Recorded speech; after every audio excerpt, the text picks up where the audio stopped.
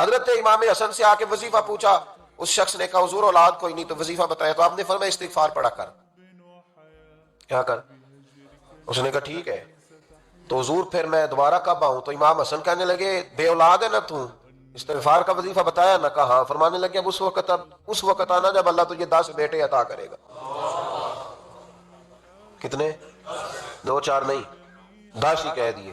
تو حضرت امیر معاویہ رضی اللہ تعالیٰ دیکھا، کہنے لگے حسن اتنا بڑا دعویٰ؟ آپ فرمانے لگے میں نے کہہ دیا نا تو اللہ فضل کرے گا، ہاں ہاں اللہ خیر کرے گا، خیر ہو جائے گی۔ وہ شخص کئی سالوں کے بعد آیا، کئی سالوں کے بعد، تو حضرت امیر معاویہ کو بھی ساتھ لایا، کہنے لگا حضور اللہ کے فضل سے اللہ نے 10 بیٹے عطا فرمائے، پورے 10 ہی اللہ نے دیے۔ حضرت امیر معاویہ کہنے لگے جناب بات تو آپ کی سچی ہو گئی، پر مجھے بھی بتائیں یہ وظیفہ کہاں سے لیا؟ فرمانے لگے قرآن پاک سے، سورہ نوح کی 10 11 12 آیت پڑھو، اللہ فرماتے ہیں تم استغفار پڑھو میں تمہاری بیٹوں سے بھی مدد کروں گا، مالوں سے بھی مدد کروں گا۔ تو میں نے استغفار بتائی تھی اور قرآن میرے اللہ کا ہے، رب کا وعدہ جھوٹا ہو سکتا؟ فرمایا 10 بیٹے ملنے تھے، میں نے کہہ جو دیا تھا۔ وہ میرے بھائیوں یاد رکھیں، استغفار اللہ کی رحمت نازل کرتا۔ ایک ہوتا ہے خوف، ایک ہوتی ہے خشیت۔ خوف والے لوگ توبہ کرتے ہیں، خشیت والے استغفار کرتے ہیں۔ ایک ہوتا ہے خوف، ایک ہوتی ہے خشیت والے استغفار کرتے ہیں۔ نبی کریم علیہ السلام نے فرمایا میں دن میں 100 مرتبہ استغفار کرتا ہوں، دن میں۔ توبہ والا کہتا ہے کہ میں بھول گیا تھا مجھے معافی مل جائے، اور خشیت والا کہتا ہے میرا یار ناراض نہ ہو جائے، وہ استغفار ہی کرتا رہتا ہے، وہ معافی ماں۔ حضرت رومی نے مثال دی ہے، فرماتے ایک عورت تھی تو بھیک مانگا کرتی تھی، ایک دن بادشاہ کے دروازے پہ بھیک مانگنے گئی تو بادشاہ کو پسند آ گئی، اس نے نکاح کر لیا۔ 20 کنیزائیں اس بی بی کے پاس تھی خدمت کرنے کے لیے، روٹی دینے کے لیے، کپڑا دینے کے لیے، لیکن وہ ہر وقت روتی رہتی تھی، ہر وقت روتی۔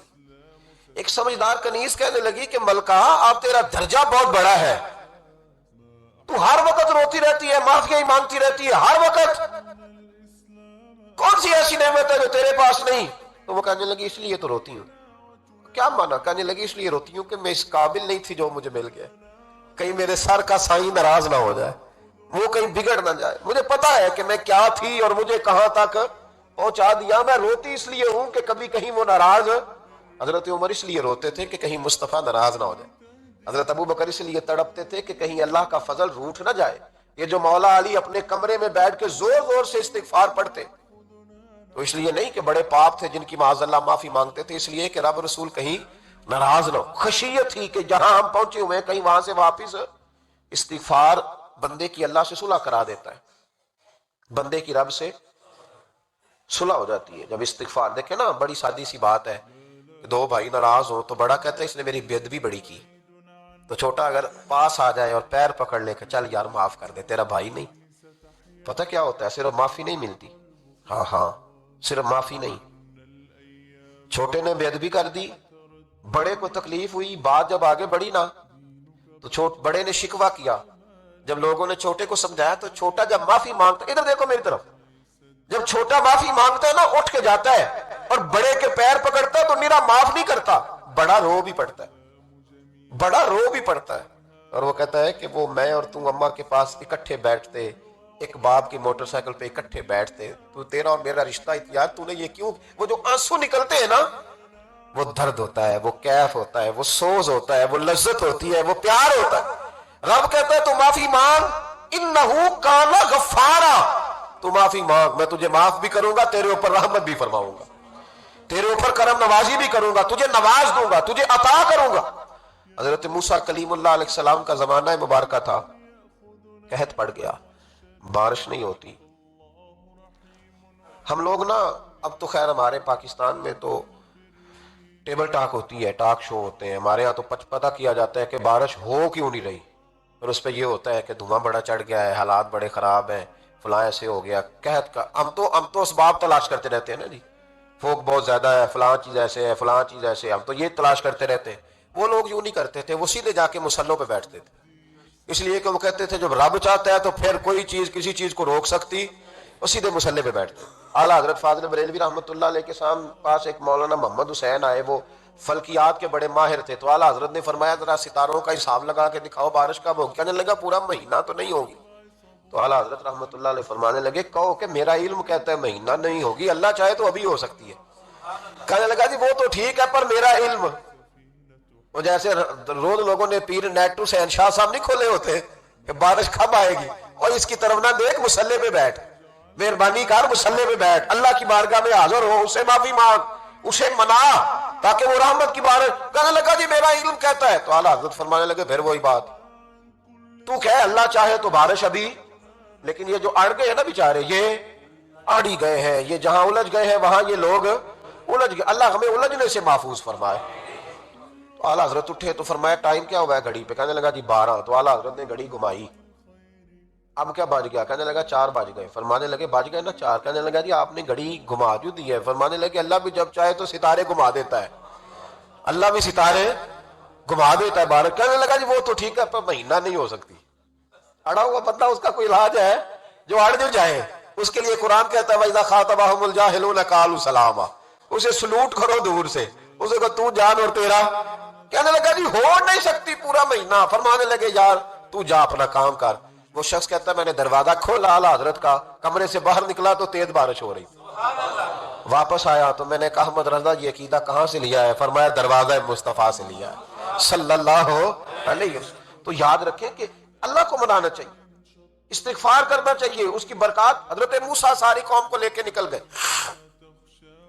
آؤ بھائی میدان میں اللہ کی بارگاہ میں استغفار کریں اور بارش کا سوال کریں، بارش مانگے۔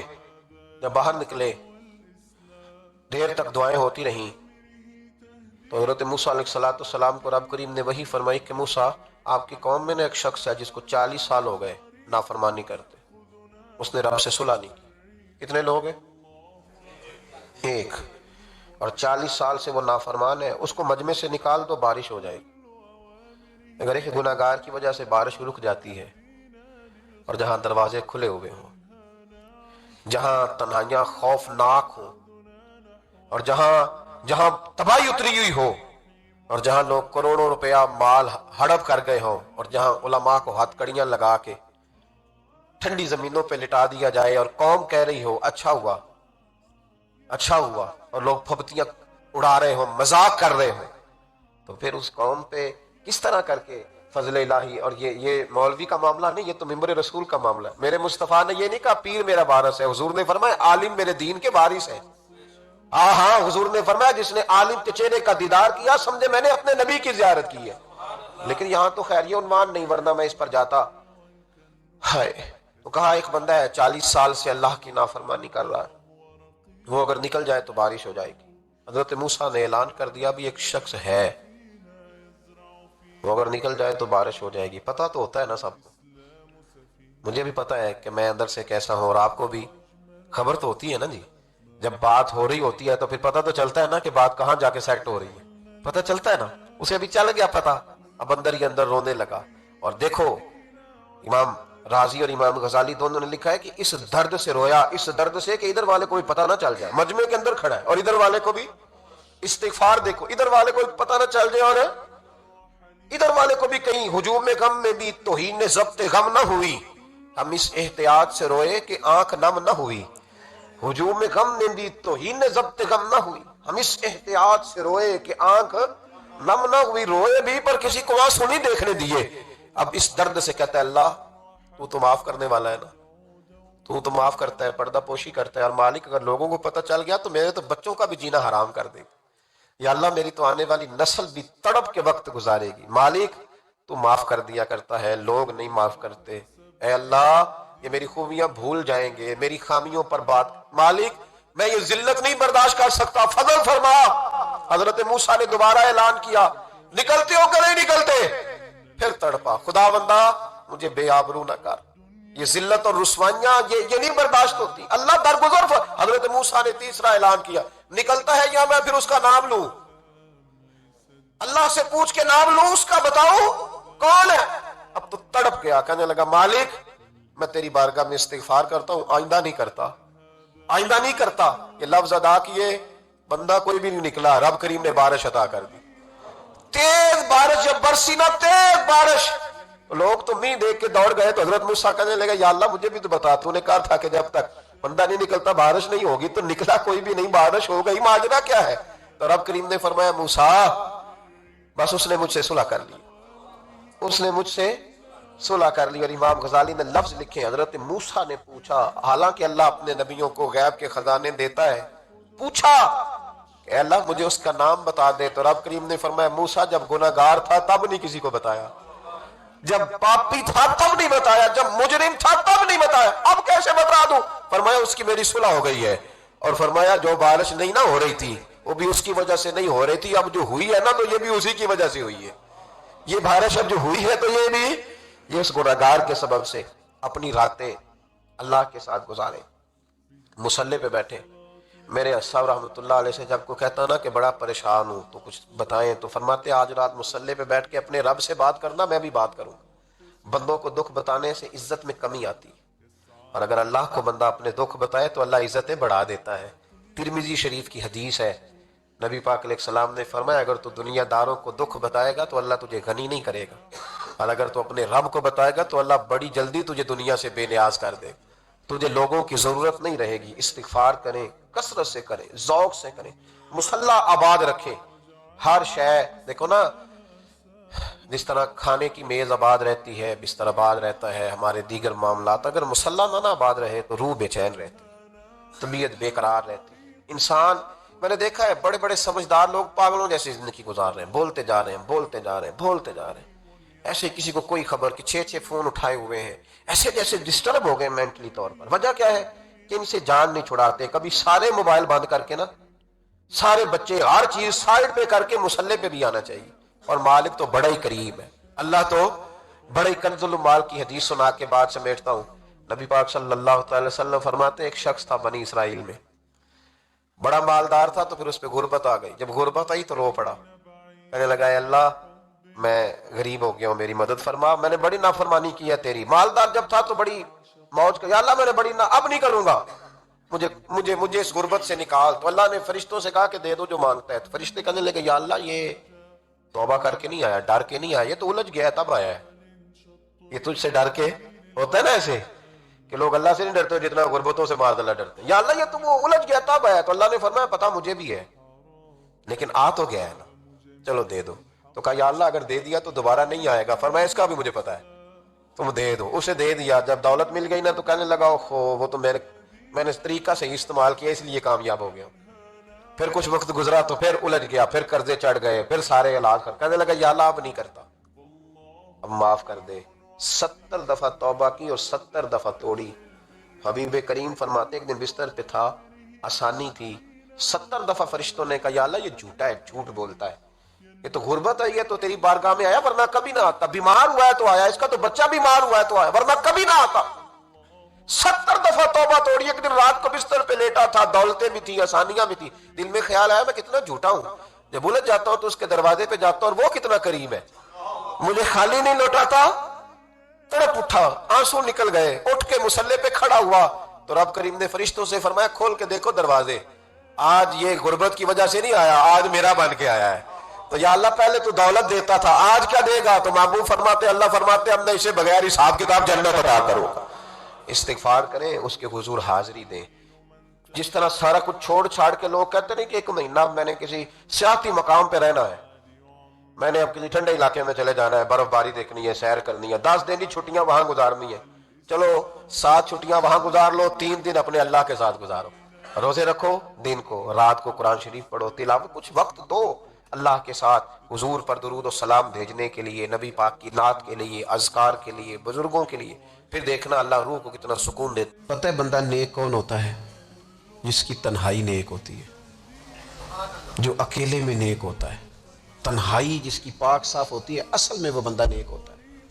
ہمارے ہاں نا بالخصوص نوجوان نسل سے کہوں گا, تمہارے پاس سہولت آئی ہے موبائل کی, تمہارے پاس سہولت آئی ہے انٹرنیٹ کی, لیکن دیکھنا اس کی وجہ سے کہیں تمہاری تنہائی ناپاک نہ ہو جائے.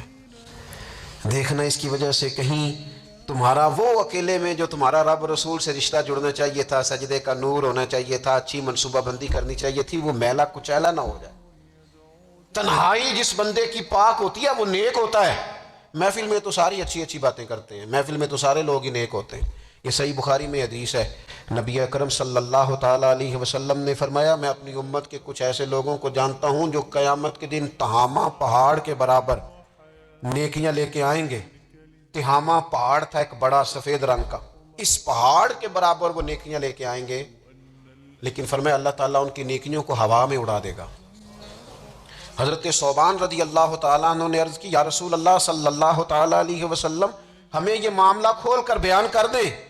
حضور علیہ الصلوۃ والسلام فرمانے لگے وہ راتوں کو عبادت بھی کرتے ہیں, اللہ کی بارگاہ میں بھی حاضر ہوتے ہیں, لیکن فرمایا ان لوگوں کا مسئلہ یہ ہے, ان کا نقصان یہ ہے, گھاٹا اور خسارہ یہ ہے کہ جب وہ اکیلے ہوتے ہیں تو رب کی حرمتوں کو پامال کرتے ہیں, دین کی حدوں کو توڑتے ہیں, تنہائیوں میں رب کی نافرمانی کرتے ہیں. نتیجہ کیا نکلتا ہے کہ وہ جو لوگوں کے بیچ نیکیاں کی ہوتی ہیں, نمازیں پڑھی ہوتی ہیں, عبادتیں کی ہوتی ہیں, صدقات کی ہوتے ہیں, وہ بھی ضائع ہو جاتے ہیں. اگر یہ لوگ اپنی تنہائی پاک کر لیں تو ان کی باقی ساری عبادتیں بھی محفوظ ہو جائیں گی. اپنی تنہائی پر توجہ دیں. اپنی بالخصوص نوجوانوں, میری آپ سے بڑی درد مندانہ اپیل ہے, اپنی تنہائی میں نا رب کی بارگاہ میں حاضر ہو, اچھے ارادے کرو, اچھی منصوبہ بندی کرو, لمبی دعائیں مانگو. اکیلے جب ہو تو پھر نہ وضو کر کے رسول پاک کی بارگاہ میں درود و سلام پڑھو. دلوں کو قوت ملے گی, حافظے مضبوط ہوں گے, تمہارے چہروں پر روشنی آئے گی. رقت قلبی, دل کی نرمی, آنکھوں کے آنسو, یہ بھی اسے ملتے ہیں جسے اللہ راضی ہوتا ہے.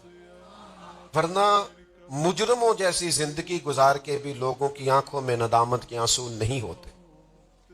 ورنہ ان کے پاس بڑے بڑے لمبے دفتر ہوتے ہیں گناہوں کے, لیکن رجوع والا دل نہیں ہوتا. ورنہ وہ بڑے بڑے لوگوں کے کٹے ہوئے لاشیں دیکھتے ہیں لیکن سنگ دل ہو جاتے ہیں, پتھر دل ہو جاتے ہیں. صاحب تفسیر سراج منیر نے ایک بات لکھی ہے, وہ کہتے ہیں کہ ایک شخص تھا بنی اسرائیل کا, اس نے اپنے دور کے نبی علیہ السلام کی خدمت میں عرض کیا کہ میں بہت سارے گناہ کرتا ہوں لیکن مجھے معاذ اللہ ایسا لگتا ہے کہ مجھے سزا نہیں ملتی, تو میں ڈر رہا ہوں کہیں میری رسی دراز تو نہیں ہو گئی. جرموں کی لائن بڑی لمبی ہے اور گناہوں کی فہرست بڑی طویل ہے, لیکن سزا نہیں مل رہی, بلکہ نعمتیں بڑھتی جا رہی ہیں. دنیاوی طور پر میرے پاس مال بڑھتا جا رہا ہے, تو یہ کیا ماجرا ہے؟ اللہ تبارک و تعالیٰ کی عالی مرتبہ بارگاہ میں اس نبی نے عرض کی مالک میرا یہ امتی کہتا ہے کہ یہ معمہ کیا ہے؟ تو اللہ تبارک و تعالیٰ نے ارشاد فرمایا اس سے کہہ دو یہ جو تمہارا دل سخت ہو گیا ہے اور آنکھوں میں آنسو خشک ہو گئے ہیں تو یہ میری سزا ہی تو ہے. ایک روحانی قاعدہ بھی تو ہے نا کہ دل کی نرمی. حضور سید عالم صلی اللہ علیہ وسلم نے فرمایا جس کی آنکھ سے اللہ کے خوف سے اتنا آنسو بھی نکل جائے جتنا مچھر کا پر ہوتا ہے, اس بندے کا دوزخ میں جانا اتنا ہی مشکل ہے جتنا بھینس کے تھنوں سے نکلے ہوئے دودھ کا دوبارہ تھنوں میں جانا مشکل ہے. اللہ رحمت کا فیصلہ اس بندے کے لیے کر دیتا ہے. ترغیب و ترہیب میں حافظ منذری حدیث لائے. میرے عزیز یاد رکھنے کا مقام ہے کہ دل کی سختی, آنکھوں کا خشک ہونا, یہ بھی تو سزا ہے نا. ہم سمجھتے ہیں کہ شاید سزا کسی اور بات کا نام ہے, تو روحانی قاعدے کو سمجھیے, روحانی سزا کو جانیے, روح کی تکلیف کو محسوس کیجیے. تیرے پاس نعمتوں کی بھرمار ہے, سجدے کا ٹائم ہی کوئی نہیں, کاروبار کئی شہروں میں پھیلا ہوا ہے, قرآن مجید پڑھنا تو دور تجھے زیارت بھی نصیب نہیں ہوتی, تیرے پیچھے مریدوں اور شاگردوں کی لائنیں ہیں,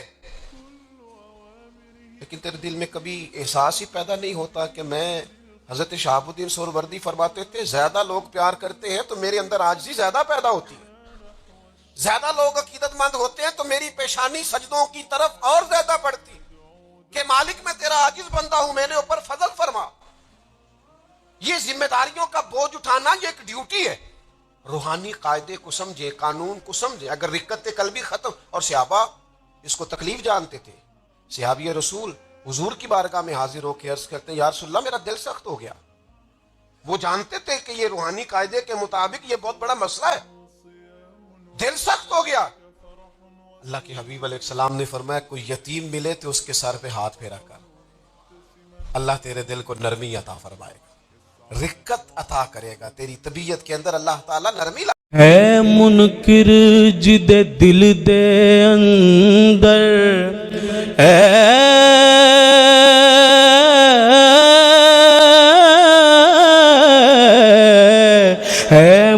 منکر جدے دل دے اندر نہیں عشق صدیق ولی دا ہے منکر جدے دل دے اندر نہیں عشق صدیق ولی دا او بھی پیار ایمان تو خالی جڑا دشمن عمر جریدہ جنت کدے نہ جاسی جسنو نہیں پیار عثمان غنی دا آزم او بھی وڈا کافر جڑا نہیں حبدار علی دا آزم او بھی وڈا کافر جڑا نہیں حبدار علی دا کیا بتائے گا کوئی رفت بام صدیق کیا بتائے گا کوئی رفت بام صدیق میرے ادراک سے بالا ہے مقام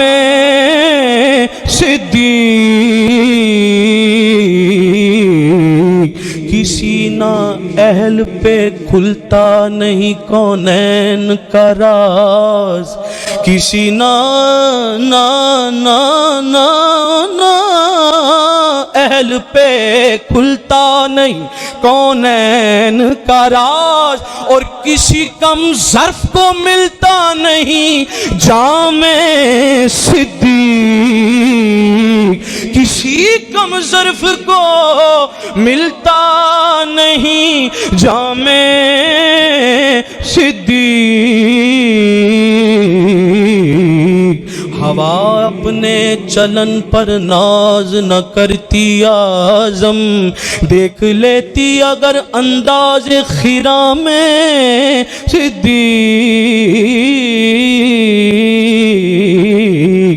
چارے یار نبی دے پیارے سارے یار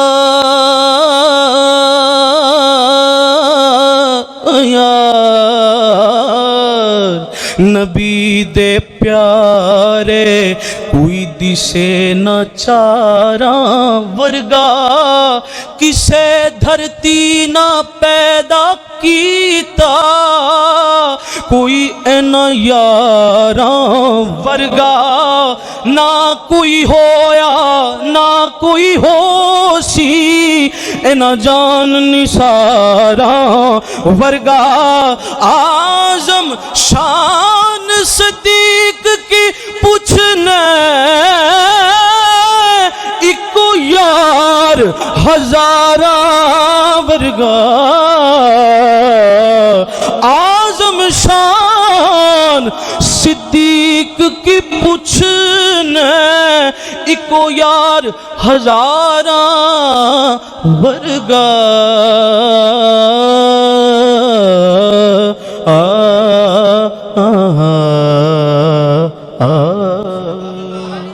اللهم صل على سيدنا محمد النبي الأمي وعلى آله وصحبه وسلم اللهم صل على سيدنا محمد النبي الأمي وعلى آله وصحبه وسلم اللهم صل على سيدنا محمد النبي الأمي